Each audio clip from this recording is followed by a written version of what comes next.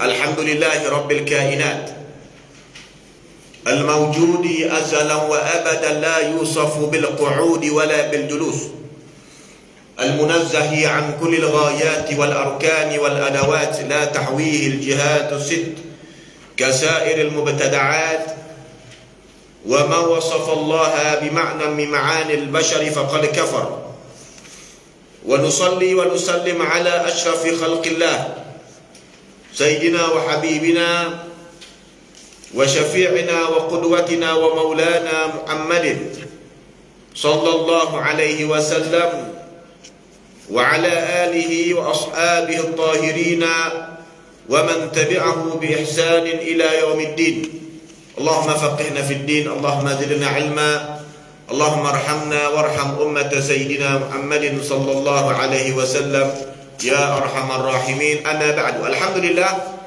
Kita bersyukur kepada Allah Subhanahu Wa Taala kerana pada malam ini kita berada di Dewan Solat Surau Al-Hikmah Subang Jaya untuk meneruskan perjuangan kita sebagai hamba Allah Subhanahu Wa Taala. Dengan kita meneruskan lagi pengajian Aqidah Ahli Sunnah wal Jamaah, iaitu kitab Aqidatul Awam, kitab yang masyhur walaupun ringkas tapi ia menjadi sukatan pengajian bagi seluruh para penuntut ilmu agama ahli sunnah wal jamaah dan menjadi rujukan juga oleh di sisi pihak alim ulama dan wali-wali Allah, madrasah-madrasah yang diasaskan oleh ulama. Antara kitab akidah yang mereka guna ini Aqidatul Awam. Jadi jangan lepaskan peluang keemasan ini tuan-tuan. Rebutlah, semoga kita berkati oleh Allah Ta'ala. Muslimat ada sada dengar mereka ada naskah ada? Sudah ada, alhamdulillah Baik. Aqidatul Awam ni karangan Imam Syekh Sayyid Ahmad Al-Marzuqi Al-Maliki Al-Makki. Al-Maliki nisbah kepada mazhab Maliki. Sebab dalam fiqh kita ada berapa mazhab tuan-tuan? Dalam bab fiqh ada berapa? Ada apa? Ada berapa tuan-tuan? Ada 4. Syafi'i, Maliki, Hanbali, Hanafi. Ini berkekalan sampai hari kiamat. Dan setiap orang Islam bila bab fiqh kena taklid, kena ikut mazhab ini. Kena ikut. Ya, kecuali mereka yang alim mujtahid mutlak seperti Imam Syafi'i, Imam Malik, Imam Ahmad, Imam Abu Hanifah tak perlu bermazhab. Itu mujtahid mutlak. Tapi macam kita ni jahil, masih lagi penuntut ilmu agama, wajib taklid. Sebab kita tak memenuhi syarat-syarat sebagai mujtahid mutlak macam Imam Syafi'i. Jadi kita kena taklid pada mazhab dalam bab fiqh. Al-Makki nisbah kepada Mekah. Siapa yang lahir di Mekah boleh disebut sebagai Makki. Siapa yang duduk lama di sana lebih 5 tahun mengikut satu pendapat boleh dikatakan Makki. Ada siapa pernah tinggal di Mekah 5 tahun ke atas? Ada? 5 minggu dah, 2 minggu. Baik tuan-tuan. Baik, kita mula daripada awal. Mudah tuan-tuan. Daripada awal. Buka muka surat yang kedua. Maka dimulakan dengan Al-Basmalah. Masya Allah. Al-Basmalah tuan-tuan.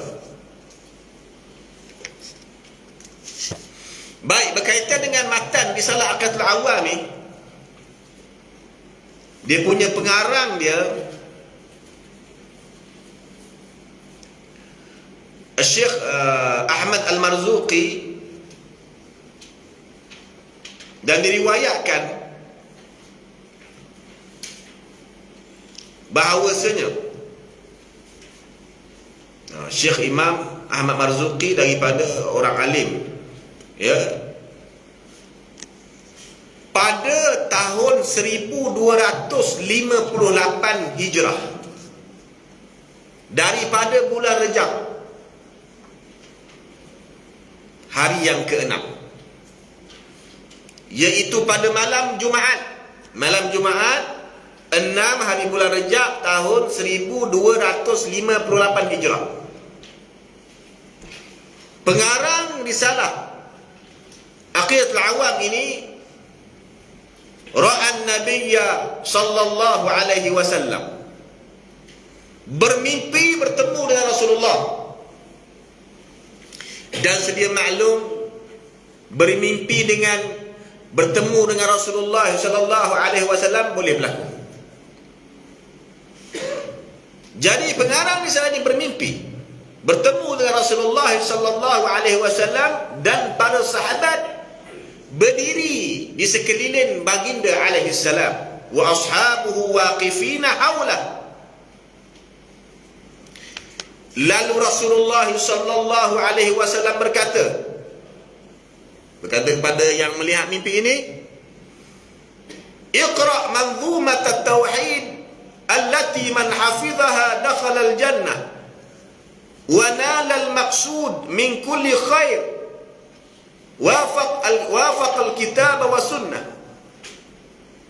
Nabi sallallahu alaihi wasallam berkata kepada beliau, bacalah susunan bait-bait syair dalam ilmu tauhid ini, yang mana siapa yang menghafal risalah ini, himpunan bait-bait syair ini, dakhalal jannah, masuk syurga, dan mendapat maksud yang baik-baik dan bertepatan dengan Alkitab wa Sunnah. Lalu dia pun bertanya kepada Rasulullah sallallahu alaihi wasallam, faqala wa ma tilkal manzumah ya Rasulullah, apakah susunan risalah bait syair itu wahai Rasulullah? Jadi dia tanya pada Nabi dalam mimpi lah ni. Faqala al-ashab, maka para sahabat-sahabat Nabi yang ada di sekeliling Nabi bagi tahu kepada beliau, isma' min Rasulillah yaqul, dengar apa yang Rasulullah sallallahu alaihi wasallam sebut. Qala Rasulullah, lalu Rasulullah sallallahu alaihi wasallam pun menyebut, qul abda bismillahi warrahmani. Nabi sebut, bermulalah dengan nama Allah yang Maha Pemurah, iaitu yang isi kandung risalah Aqidatul Awam.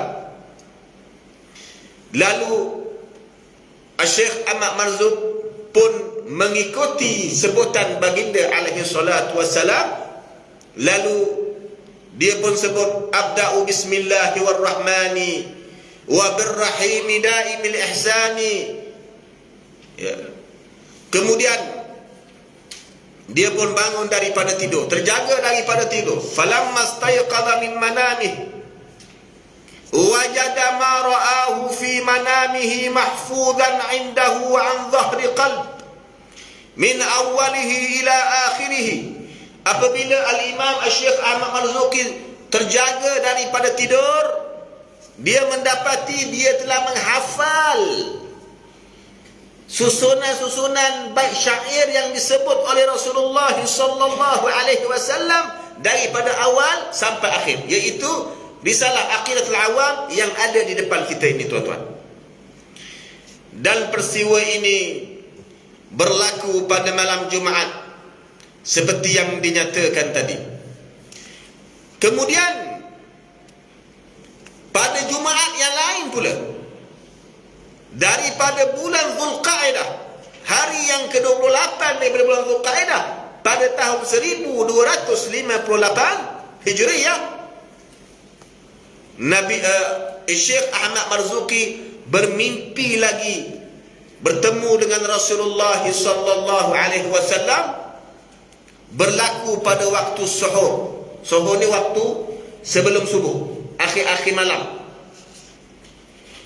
Lalu Nabi sallallahu alaihi wasallam berkata kepada dia dalam mimpi, iqra' ma jama', baca apa yang dihimpunkan. Lalu dia pun membaca hingga ke akhir risalah tadi, yang mana Syekh Ahmad Marzuqi membaca dalam keadaan dia berdiri di depan Rasulullah sallallahu alaihi wasallam, dan para sahabat berdiri di sekeliling Rasulullah sallallahu alaihi wasallam menyebut amin amin. Selepas setiap susunan satu bait syair, sahabat yang ada di sekeliling Nabi menyebut amin amin amin, sehingga sampai dibaca risalah Aqidatul Awam itu sampai habis.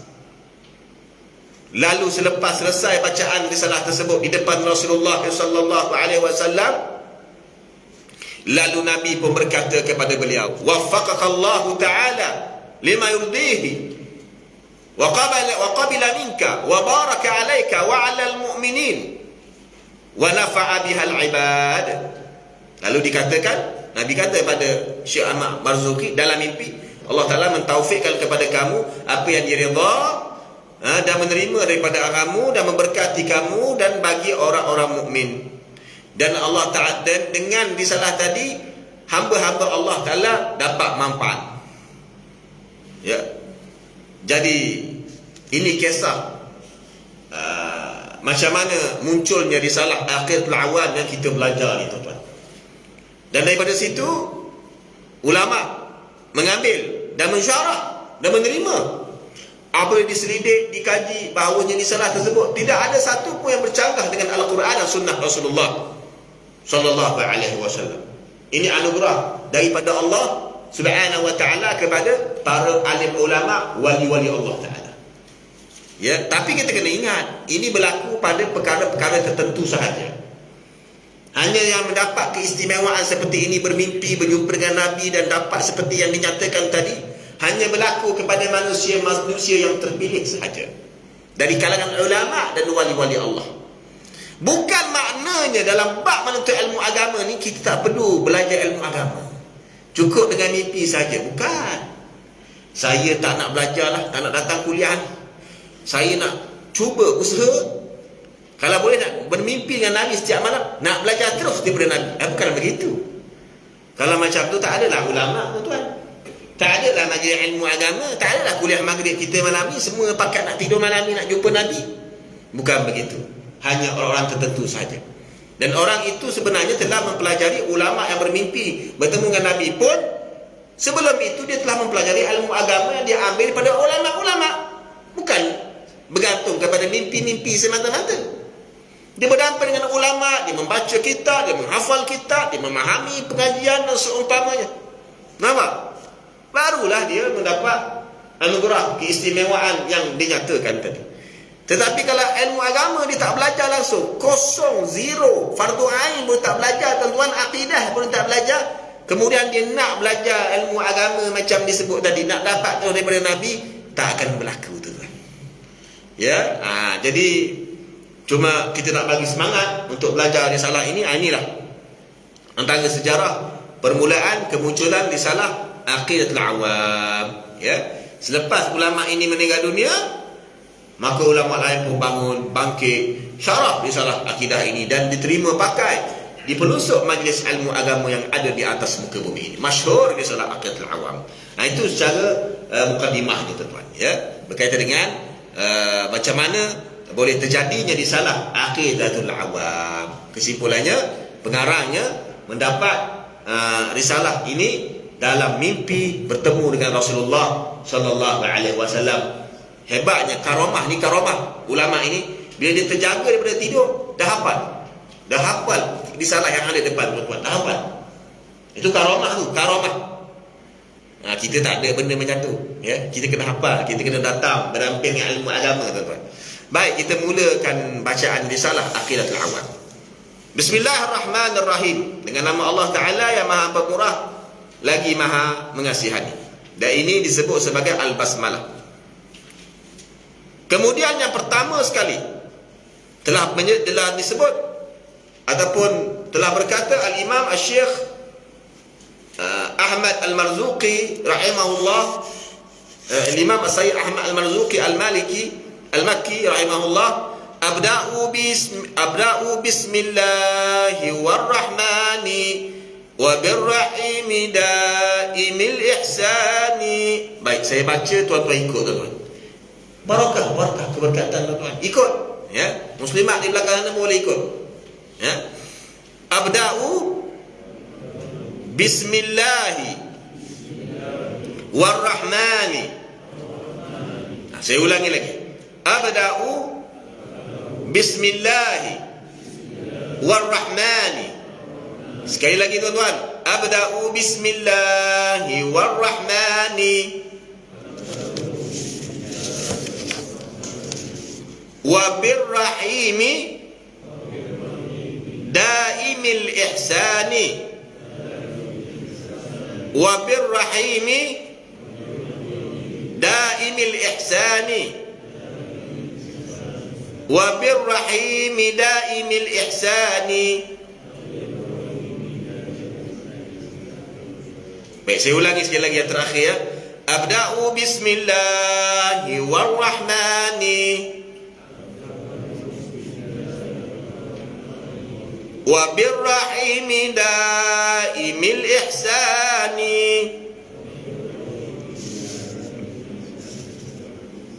Baik.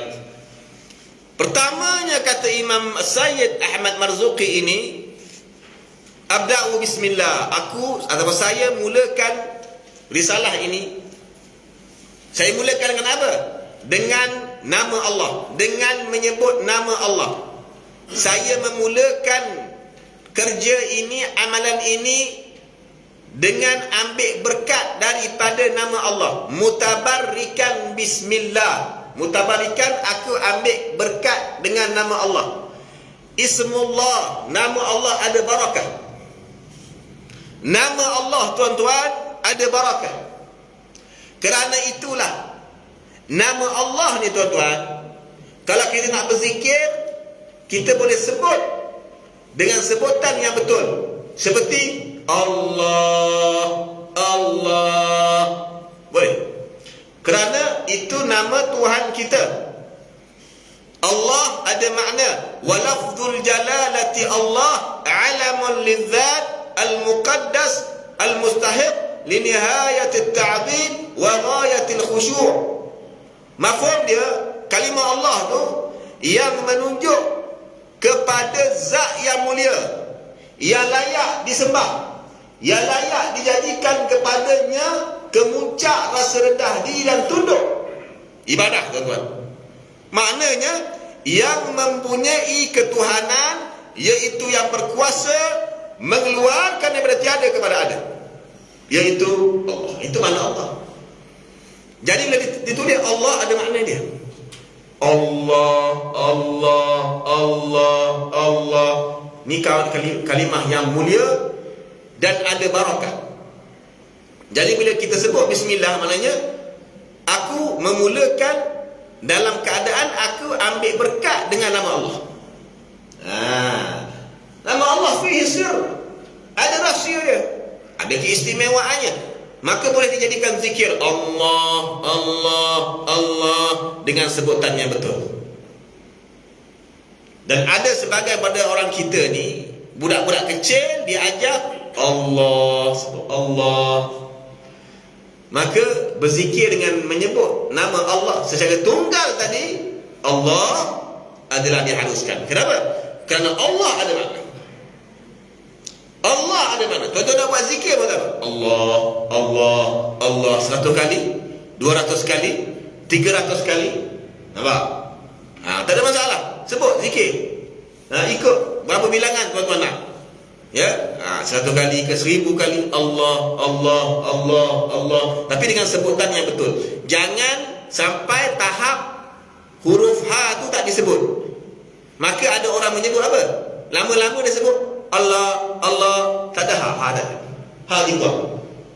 Itu kan nama Allah. Allah, ada H gitu.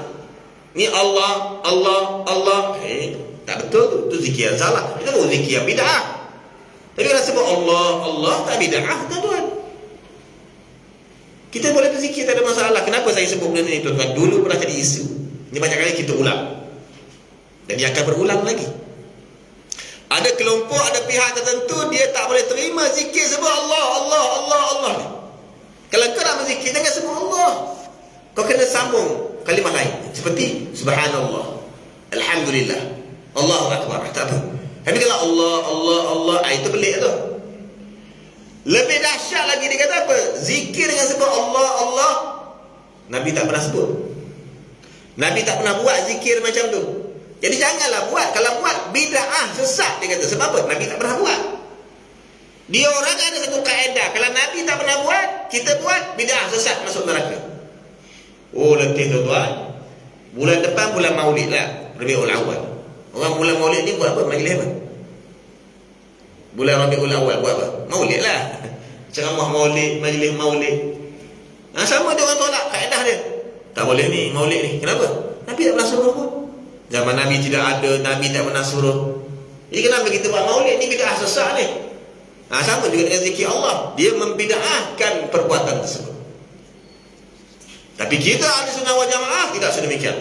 Selagi mana tidak ada nas yang jelas mengharamkan perbuatan itu, maka tak haram. Nampak tuan-tuan? Maka dimulakan dengan bismillah, dengan nama Allah. Dan Allah datang dengan makna yang memiliki ketuhanan, iaitu mencipta. Apa makna Allah mencipta? Mengeluarkan daripada tiada kepada ada.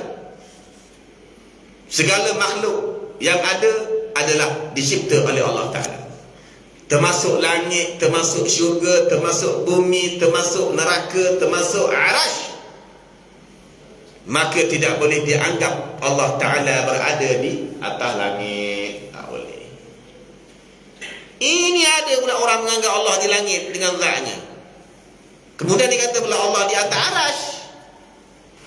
Tak boleh, tak betul ni. Ini bukan akidah Rasulullah sallallahu alaihi wasallam. Langit, arash dan selainnya makhluk. Mana mungkin, mana boleh dikatakan Allah Taala berada di langit, berada di arah atas. Arah tu pun tempat, tuan-tuan. Arah tu pun makhluk.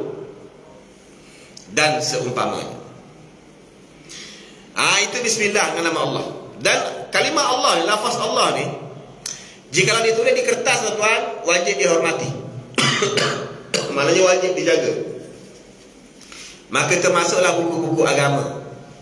Itu dapat nama-nama Allah, wajib dihormati. Jangan pijak, jangan dicampak di tempat yang kotor, jangan dibuang di tempat-tempat yang kotor, jangan dipijak, jangan diduduk. Ni ada orang duduk di atas kitab duduk, tuan-tuan. Ya, ni saya nampak dulu masa mengaji di Timur Tengah, tuan-tuan. Untuk Arab tu lah.